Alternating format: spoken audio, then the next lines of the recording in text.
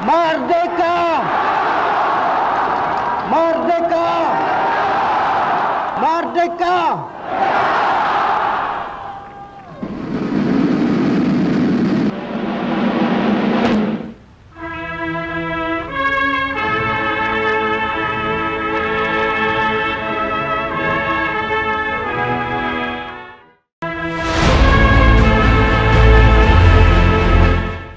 Mulai tahun 1956 juga bermulanya perjuangan kaum Melayu menuntut kemerdekaan yang secara langsung menyedarkan pihak British bahawa pentadbiran pertahanan awam perlu diurus dan dikawal sendiri oleh anak tempatan.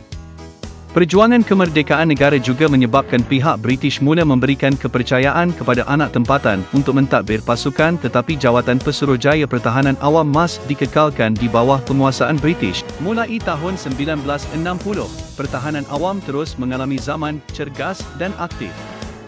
Cergas dalam erti kata giat merekrut anggota baru dan menubuhkan pejabat-pejabat baru di negeri-negeri yang MAS belum mempunyai pejabat pertahanan awam. Menjelang tahun 1964, semua ibu negeri di Malaysia telah mempunyai pejabat-pejabat bahagiannya sehingga begitu aktif melatih anggota khusus bagi menghadapi peperangan. Encik Robert Goh Kok telah dilantik sebagai pegawai urus pertahanan awam di Pejabat Pulau Pinang, Encik Abdul Rahman Ismail di Pejabat Seberang Perai, Encik Azariah di Pejabat Kelang dan Encik Cheong Sio Leong di Pejabat Kuala Lumpur. Pihak British telah melantik Colonel J.D. Stewart mengambil alih Jawatan Pesuruhjaya Pertahanan Awam Persekutuan apabila Somerville bersara pada tahun 1957. Konfrontasi Malaysia-Indonesia dalam tahun 1964 berlaku berikutan bantahan ke atas penyatuan negeri-negeri termasuk Sabah dan Sarawak ke dalam Malaysia. Kemungkinan peperangan dikatakan akan terjadi menyebabkan juga pertahanan awam diperluaskan ke Sabah dan Sarawak. Ini ditambah pula dengan penguatkuasaan Akta Perkhidmatan Negara 1952 yang mensyaratkan penglibatan rakyat dalam perkhidmatan sukarela sama ada tentera 1952 yang mensyaratkan penglibatan rakyat dalam perkhidmatan sukarela sama ada tentera ataupun pertahanan awam bagi menghadapi konfrontasi. Dalam masa tersebut, seramai 12,000 anggota perkhidmatan negara diserap dan dilatih dalam pertahanan awam mulai 1 Ogos 1964, selebihnya 2,000 lagi diserap dalam tentera simpanan. Bagaimanapun, kempen politik perkauman bagi merebut kerusi perbandaran yang keterlaluan telah mengundang ancaman dalaman melibatkan penduduk Malaysia. Kedudukan sosio-ekonomi yang tidak teratur dan dikuasai oleh satu kaum sahaja mewujudkan rasa tidak puas hati terutamanya kepada kaum Melayu yang merupakan majoriti rakyat negara. Kesan politik perkauman bertukar menjadi rusuhan kaum merebak ke seluruh negara. Di Kuala Lumpur sahaja melibatkan pertumpahan darah yang besar dan kerahan anggota pertahanan awam telah dibuat bagi membantu pihak berkuasa keselamatan. Perintah berkurung yang diisytiharkan berikutan peristiwa 13 Mei 1969 membolehkan pihak tentera mengambil alih penguatkuasaan keamanan. Semasa kekalutan dan rusuhan kaum yang berlaku, pasukan pertahanan awam telah ditugaskan untuk mengasingkan penduduk supaya tidak terlibat daripada zon rusuhan.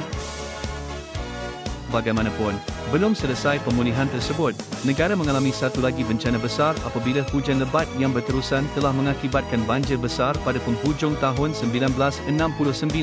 Segala bencana dan musibah yang melanda negara menjadikan Angkatan Pertahanan Awam lebih matang dan bersiap sedia dalam menghadapi risiko bencana yang semakin kompleks dan mencabar. Disokong dengan semangat sukarelawan warga Malaysia serta pengurusan tertinggi APM.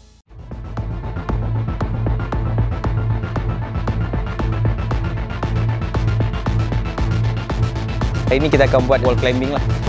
Okay, cara nak pakai dia, pastikan loop ni ada di depan. Kemudian angkat sampai atas, lock dulu di bahagian pinggang. Jangan lock paha dulu, nanti dia tak boleh lock pinggang. Okay, kemudian baru pergi ke paha. Kemudian helmet. Okay, so untuk yang ada dekat badan ini je lah. Kasut, harness dengan helmet untuk climber. Okay, yang pemanjat. Kami sahut cabaran maskulin APM.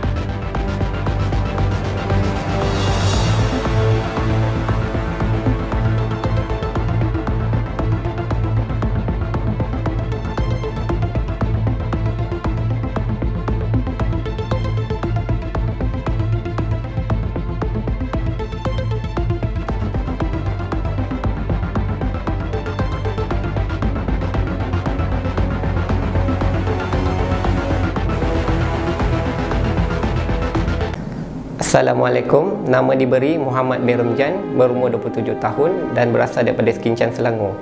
Merupakan anak kelima daripada 9 orang adik-beradik, dan sekarang bekerja di Akademi Latihan Pertahanan Awam Alfa Bangi.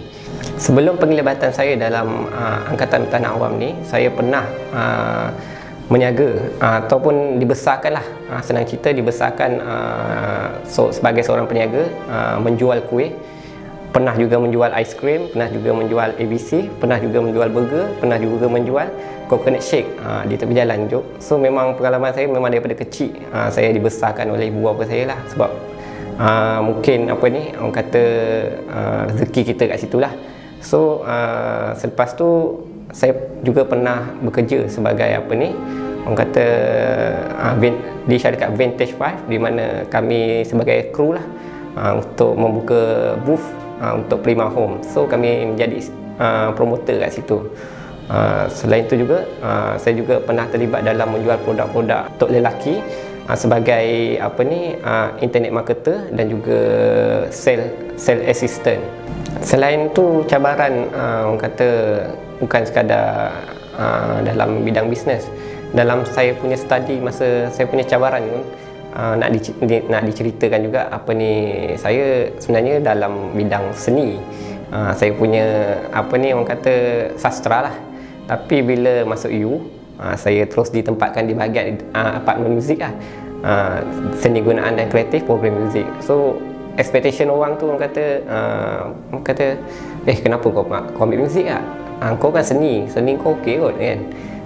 Ramai juga cikgu-cikgu yang WhatsApp saya masa tu apa ni, suruh tukar bidang, ambil dalam bidang yang apa ni, bidang seni tu balik lah, grafik ke apa, jadi bidang seni. Tapi orang kata sebab tekad lah, orang kata tekad untuk meneruskan, dan akhirnya minat tu datang sendiri.